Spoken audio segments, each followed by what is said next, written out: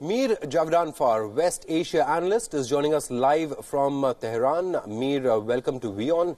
Iranian officials have certainly been caught off guard by the coronavirus outbreak because the leadership of Iran, certain top officials of the Iranian government have tested positive. A couple of them have even succumbed to the disease. Sorry, I'm talking to you from Tel Aviv, not Tehran. I was born in Tehran. Yes, in Iran, unfortunately, because the virus has spread, and it's been very difficult to stop the spread of the virus due to mismanagement and lack of funds and sanctions.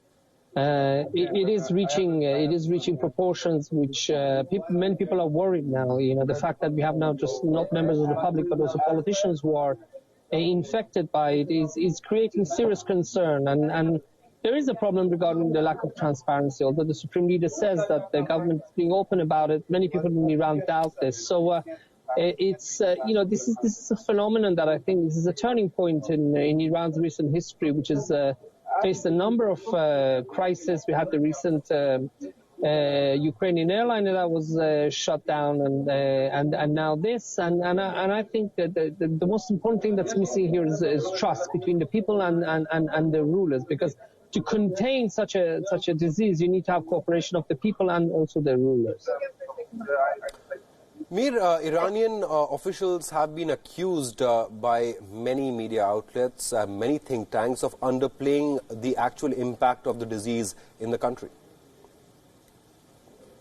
You know, they did a recently, BBC Persian called the number of hospitals in Tehran, asking the number of deaths from corona, and they found that the number that they had was much higher than the numbers that the government was reporting. And this is part of the problem. You know, why aren't the authorities being open about this? You know, on the one hand, maybe they don't want to create panic. That's understandable. But on the other hand, by not telling the truth, I think they create mistrust, which I think that would be the consequences of this are far bigger than creating panic in the country if they tell the truth. The fact that they're not telling the truth, the mistrust that is creating between them and the people, is only going to undermine efforts to work together, for the public and the government to work together to bring this pandemic under control. People are very, very worried. This is having not just impact on the lives of Iranians. Many Iranians are not working. They're worried about their economic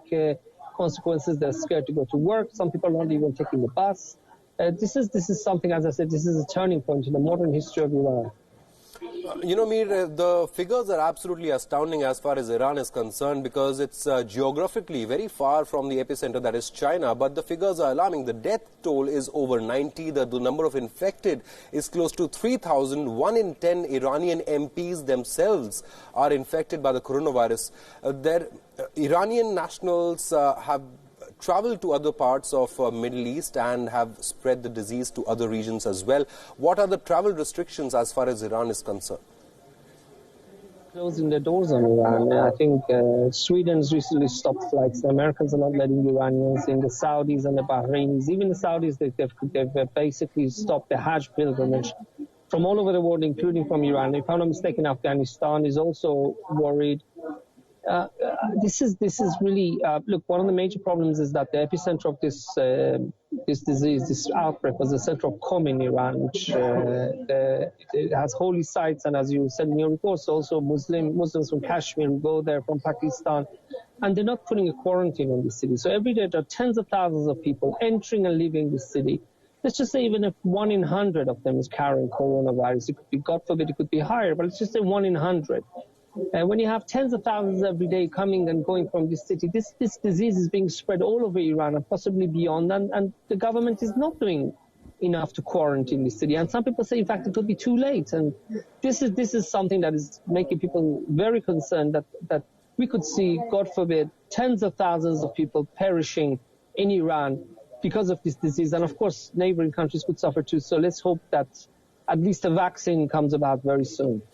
The world is waiting for a vaccine. Amir, thank you so much for joining us on WION, sharing your insights. We certainly hope that Iran is able to win this fight against coronavirus before it becomes an epidemic in that country.